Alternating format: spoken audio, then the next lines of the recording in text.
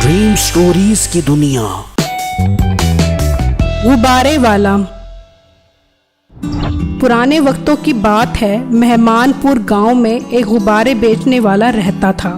वो सिलेंडर से गुब्बारों में हवा भरता और फिर शहर जाकर इन्हें बेच देता था। उसी गांव में मीठा नामी एक आदमी भी रहता था। उसका रवैया लोगों के साथ बहुत बुरा था। अगर कोई उसे कोई बात समझाता तो वो उल्टा उसी के गले पड़ जाता था।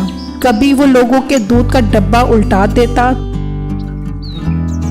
तो कभी गाय को इंजेक्शन लगा देता।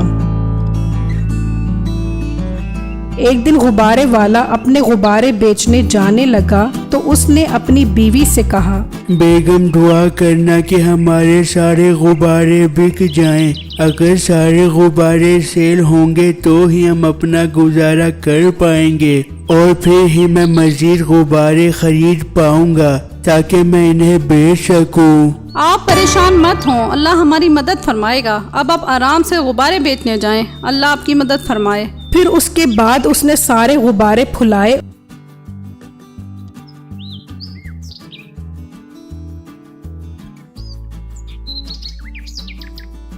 और अपनी साइकिल पे बैठा और वहां से चला गया और सोचने लगा, यार आज तो मैं स्कूल के पास जाकर खड़ा हो जाता हूँ, ये सारे गुब्बारे बिक जाएंगे।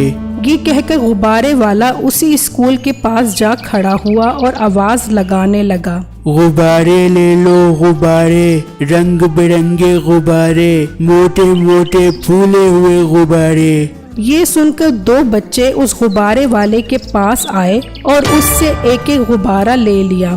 फिर उसके बाद उसने हर जगह गुब्बारे बेचने की कोशिश की लेकिन कोई गुब्बारा नहीं बिका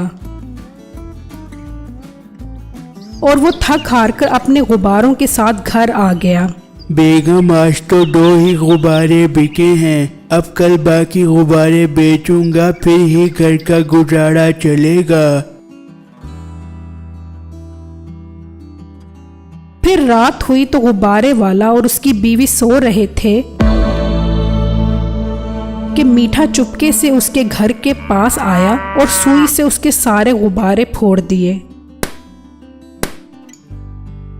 और वहां से चला गया।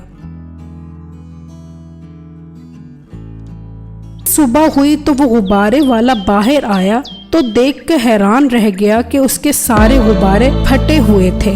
गुब्बारे वाला परेशान हो गया कि ये किसने किया है और अब मैं अपना घर कैसे चलाऊंगा। फिर गुब्बारे वाला अपनी बीवी के पास आया, बेगम किसी ने रात को मेरे सारे गुब्बारे फोड़ दिए हैं, मुझे समझ नहीं आ रहा कि अब हमारा गुजारा कैसे होगा। अब तो मेरे पास और मजीद गुब्बारे खरीदने के लिए पैसे भी नहीं हैं। ये सुनकर उसकी बीवी बोली, हाय अब क्या होगा, हमारा क्या बनेगा। बेगम तुम फिक्र मत करो, मुझे अल्लाह पर भरोसा है, वो जरूर हमारी मदद करेगा। मैं अपने दोस्त से कुछ पैसे उधार लेकर आता हूँ, फिर उससे गुब्बारे खरीद कर रोजी रोटी करता हूँ। फिर वो गुब्बारे वाला अपने दोस्त के पास गया और उसे सारा माजरा बताया। ये सुनकर उसका दोस्त बोला, देखो यार मैं पैसे तो दे रहा हूँ लेकिन मुझे टाइम पर वापस कर देना। हाँ यार मैं टाइम पर वापस कर दूंगा। और यार तुम्हारा शुक्रिया कि तुम इस मुश्किल वक्त में मेरी मदद कर रहे हो। देखो मुश्किल वक्त में ही एक दूसरे के काम आना चाहिए, यही हमारा फर्ज है। और मुझे शक है एक बंदे पर, वही ऐसी गंदी हरकतें करता है। यार तुम्हें किस पर शक है, मुझे बताओ, मैं जाकर उससे बात करता हूँ। अभी तुम उसको छोड़ो और जाकर गुब्बारे खरीद लो, उसका मैं पता लगा लूंगा। ये सुना तो वो गुब्बारे वाला वहां से चला गया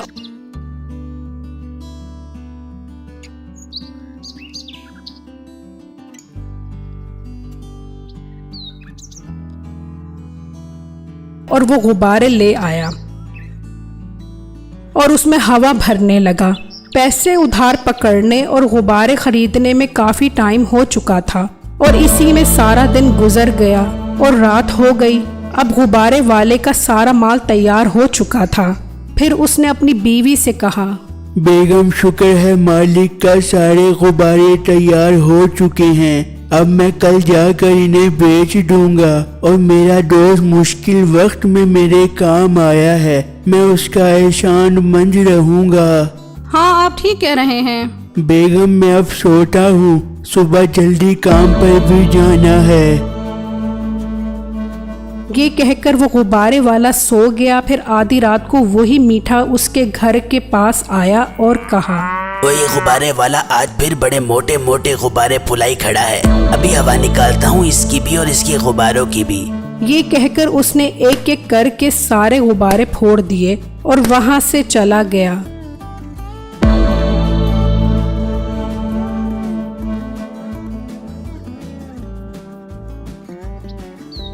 सुबह गुब्बारे वाला उठा तो उसने देखा कि सारे गुब्बारे फटे हुए हैं। वो परेशान हुआ और जल्दी से अपने दोस्त के पास गया।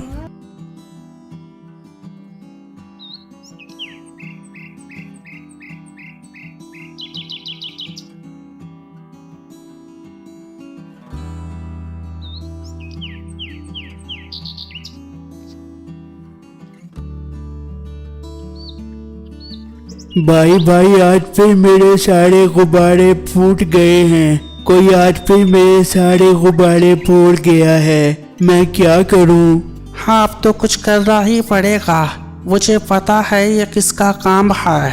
भाई आप चलो ना मेरे साथ उसके पास, मैं उससे बात करूंगा कि हम गरीब लोगों को तंग ना करे। चलो ना मेरे साथ। ये सुना तो उसका दोस्त उसके साथ मीठे के पास पहुंचा। देख बेटा, मुझे पता है कि तुम ही इस गरीब के गुब्बारे फोड़ते हो, क्योंकि ऐसे गंदे काम तुम ही कर सकते हो। ये सुनकर मीठा बोला, अरे ओ रांगड़ी, तुझे शर्म नहीं आती? एक शरीफ और मासूम इंसान पर इल्जाम लगाता है। बेटे शरीफ, और तूने अपनी शक्ल देखी है? लोगों को तंग कर कर के तेरा क्या हाल हुआ है। देख भाई, मेरे साथ ज्यादा बहस मत कर और यहाँ से दफा हो जा। मैंने इसके गुब्बारे नहीं फोड़े। बेटे वो तो पता चल जाएगा कि किसने गुब्बारे फोड़े हैं। ठीक है, जाकर अपने जादू मंत्र से पता लगा ले कि किसने इस मोटे गुब्बारे के गुब्बारे फोड़े हैं। ये सुनकर उसका दोस्त बोला, ठीक है, जो ये काम करे उसका मुंह काला हो जाए। गुब्बारे वाला और उसका दोस्त वापस आए और उसके दोस्त ने कहा, यार तुम ये पैसे लो और जाकर गुब्बारे ले आओ, और मैं भी पोटाशियम केमिकल लेकर आता हूँ।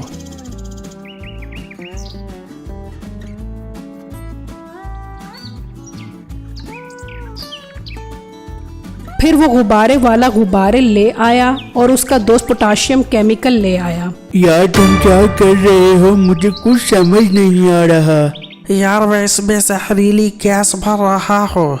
अब जो ये गुब्बारे फोड़ेगा उसका मुंह जल जाएगा।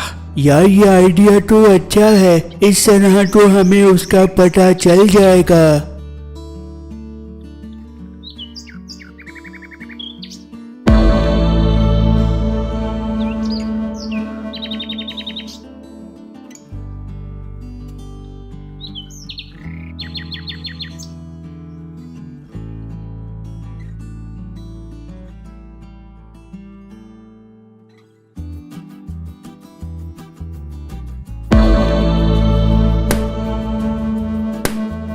फिर रात हुई तो वो गुब्बारे वाला जाग रहा था कि अचानक गुब्बारे फूटने की आवाज आई।